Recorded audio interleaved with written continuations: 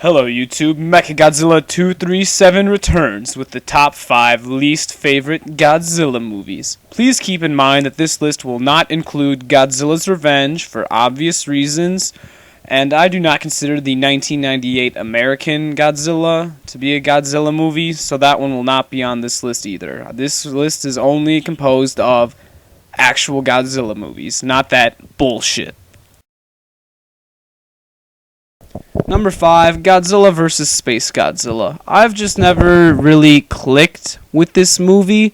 I can sort of explain it. I love the 90s series. I can't really complain about any movie besides this one. Well, that's not true. I complained about Godzilla vs. Biollante. It was a short fight, but the movie itself was still good. It seems that every time I watch this one, it just gets worse and worse. It's like Transformers. It's horrible. And, oh my god, where to begin? Let's see. I personally do not like Space Godzilla. He's just kind of an uncreative monster to me. It's just Godzilla with some crystal stuff on him. And yeah, everyone knows the explanation as to why he's there, the whole controversy with there not really being a Biollante since they changed time and everything. But my main problem is Megaguirus. Why did they need to add Megaguirus to this movie? He does all the work for Godzilla against Space Godzilla. Again, Godzilla versus Space Godzilla, not Megaguirus versus Space Godzilla with Godzilla. The whole movie does not have that much monster action in it either. Like, the very end of the movie is all monster action. I love it, but everything before that sucks. There's that weird guy who kidnaps the telepathic girl so they can communicate with Godzilla. I mean, who wants to talk to Godzilla? Okay, never mind. Everyone wants to talk to Godzilla, but that didn't need to be in a Godzilla movie. It really didn't. And the one part that I always watch over and over again in this movie is the part right before Space Godzilla attacks the city when these two guys are in a gaming area. And the one guy's like, "Aw, Chief, can't we go home now? You're costing me too much!" And that guy, that moment, is priceless. That is the one positive that I can get out of Godzilla vs. Space Godzilla. Number 4, Godzilla Raids again. Now, to be fair, I don't really have anything against the original Japanese version. All my hate for this movie, or dislike, I suppose, maybe not even that, just not one of my favorites, all goes to the American version. First problem, it's called Gigantus the Fire Monster. Only recently was the English version finally changed back to Godzilla Raids again. And that's just the beginning. I mean, throughout the whole movie, it's clear that they may have just gotten lazy with the audio and just gave Anguirus' roar to both monsters, except for very few occasions when Godzilla does a roar, and it actually sounds somewhat like Godzilla, but that traditional Godzilla roar is not in the movie, and that is a problem for me. My other problem with Godzilla is the suit. I'm sorry. I know that they thinned it out in order for the actor to move more because they were filming a fast fighting scene, but I think they just thinned it out maybe a little too much. It kind of takes away from Godzilla's bulky build that we got used to in the first movie, and that was just kind of strange for me. So yeah, Godzilla Raids again. It's not really that I don't like it. It's just not one of my more favorite Godzilla movies. Same as Godzilla vs. Space Godzilla. There's some things about it that just annoy me. And this is like the exact opposite of Godzilla vs. Space Godzilla. I don't care about the whole first half of Godzilla vs. Space Godzilla. But here, after halfway through the movie, I just turn it off. I mean, after the fight between Godzilla and Anguirus ends, what happens? They move to Hokkaido, they go fishing, they bury Godzilla in ice, which takes like 30 minutes. I'm sorry, there's just nothing at the end of that movie worth watching. I do think it's cool how they finally made it like continuous, like when they bury him in ice at the end of the movie, that segues into King Kong versus Godzilla when Godzilla comes out of the ice. I like how they made that like continuity between the movies, but they just needed to add something more or make the fight happen at the end. it's just not one of my more favorite movies. Definitely has its flaws, and I still enjoy watching it, at least until it gets to the second half. So yeah, Godzilla Raids Again, number 4. Now we're getting into movies that I really don't like. Number 3, Godzilla vs. Megaguirus.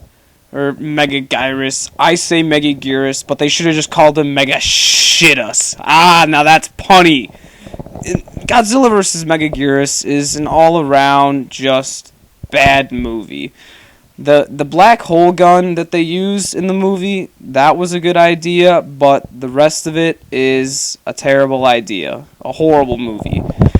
Megaguirus, to start off with, he's just a stupid monster. He looks a lot like Batra from Godzilla and Mothra, The Battle for Earth, and I might as well explain the background of Megaguirus.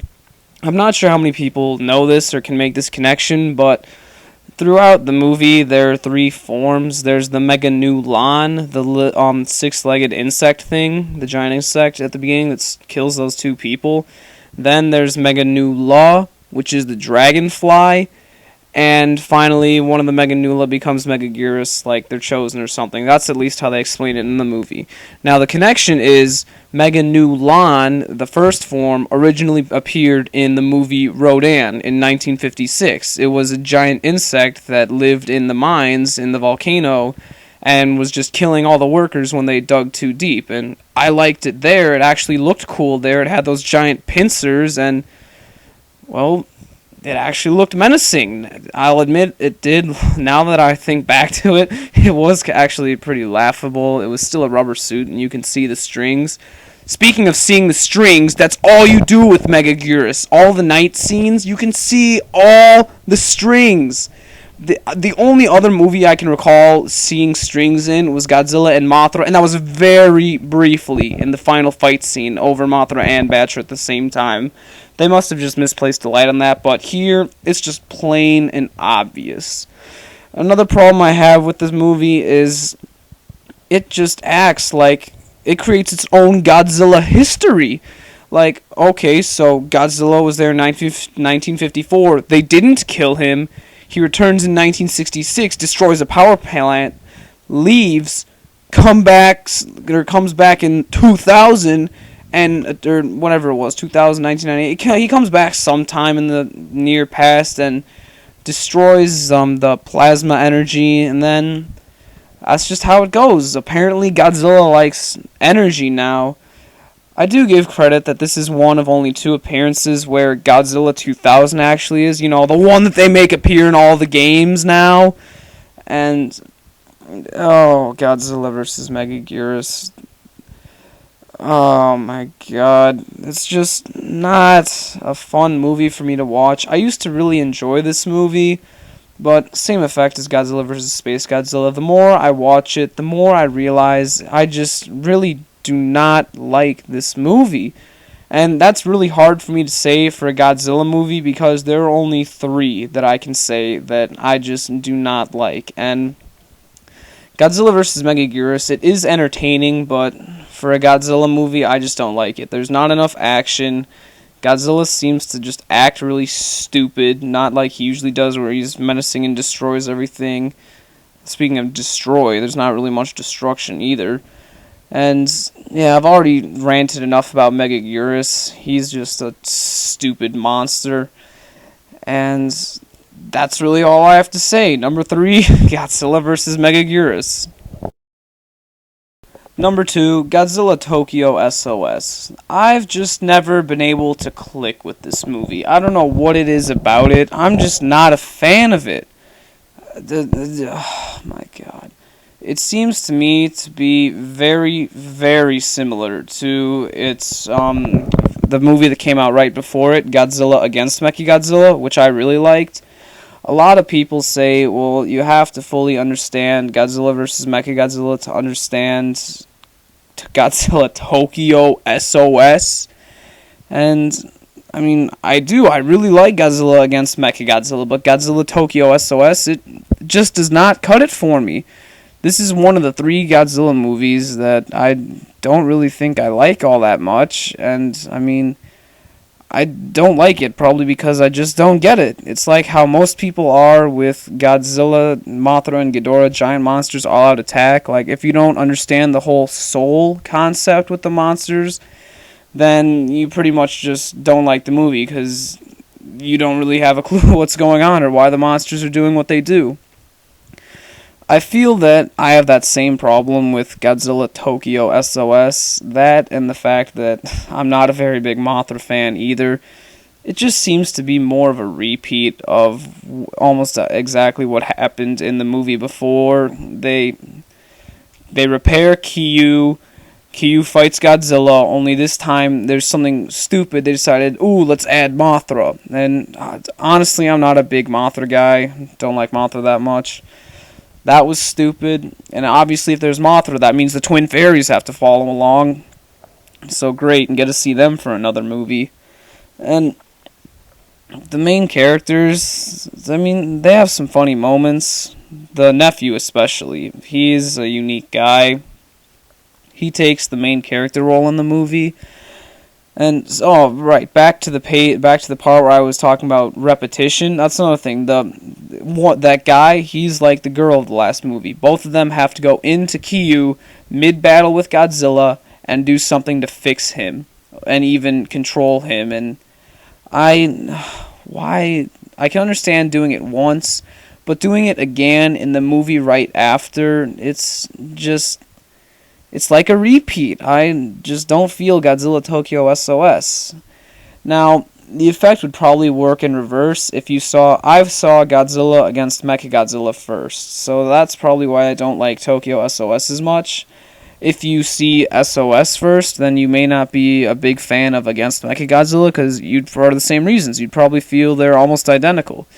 But yeah, Godzilla Tokyo SOS, I just get bored every time I watch it. I can't pay attention when I watch it. I can't follow the plot. I guess it's just not the right movie for me. I know there's a lot of people that do like this movie, and I'm not saying that you're wrong for liking it. You can like whatever you want. And, I mean, it's a Godzilla movie. You should like it regardless. But Godzilla Tokyo S just doesn't cut it for me. My main issue is the title.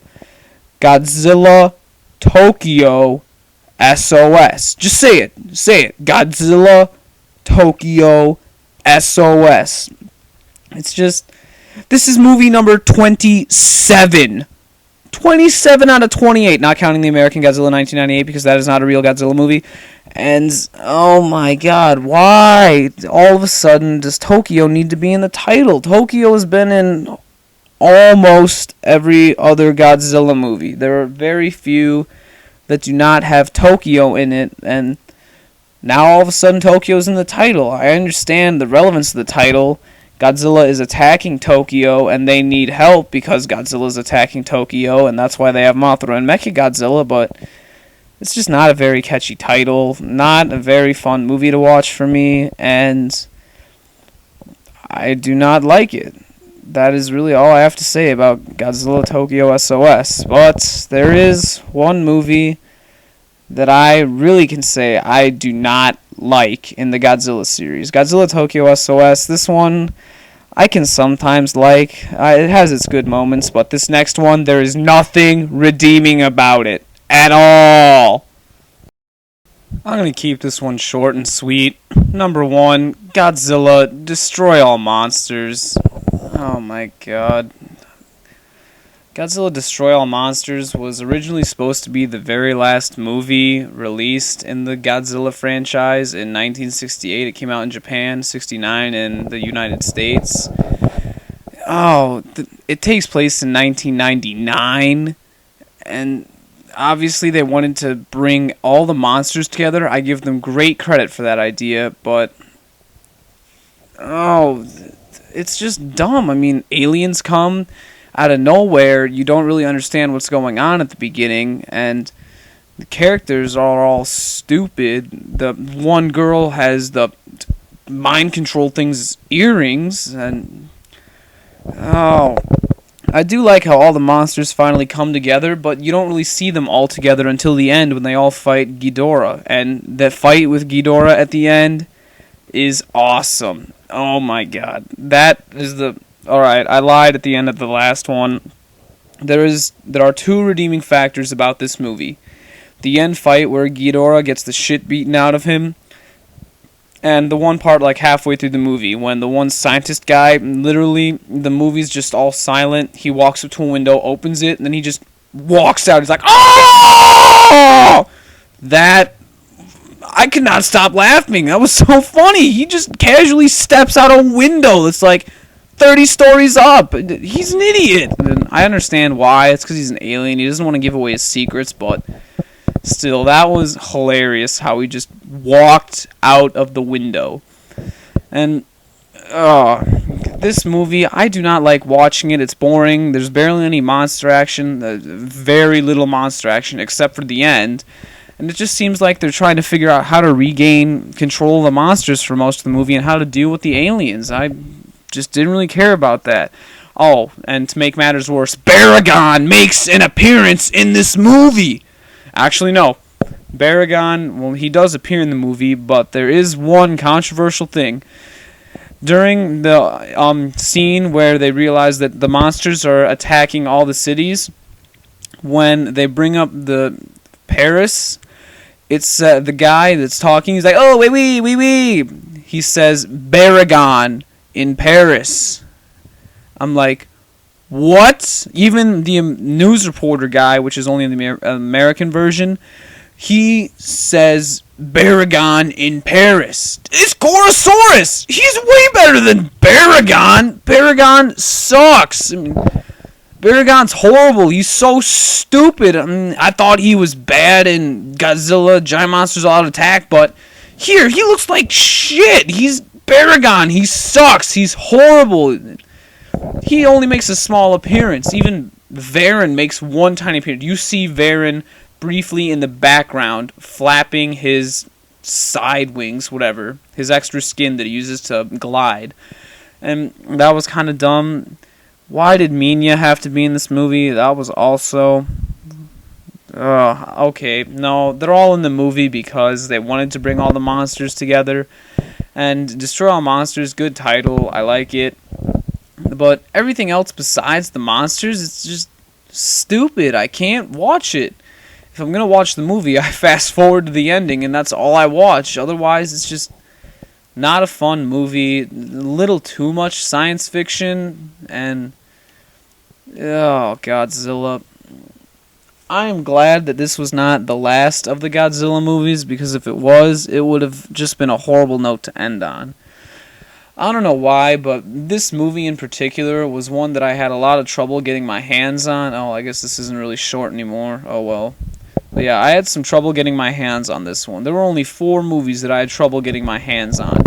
Destroy All Monsters, Godzilla vs. Biollante, Godzilla 1985, and of course, Godzilla vs. Megalon. Speaking of which, everyone's probably wondering why Godzilla vs. Megalon and Godzilla's Revenge are not numbers 1 and 2 on this list. And I might as well explain. Those are, yes, bad movies, but I mean, you watch them for the entertainment factor. It's like a comedy. You laugh at those movies. You watch them because they're funny. You don't watch them to watch Godzilla. You watch them just laugh. They're funny. They're not supposed to be Godzilla movies, is really all I can say. That's why I wouldn't put them on my least favorite list. Those are both what the fuck Godzilla movies, as you saw in the previous video. So, yeah, top 5 least favorite Godzilla movies. There you have it. Please don't hate on my opinion. This is just my opinion. You can like whatever you want. I really don't care what you like. I like to hear your opinion if you have it. But these are just my least favorite movies. Again, I don't hate all of them. I don't hate any of them. I just don't like Godzilla Tokyo SOS or Destroy All Monsters. They're just not fun for me to watch. So, there you have it.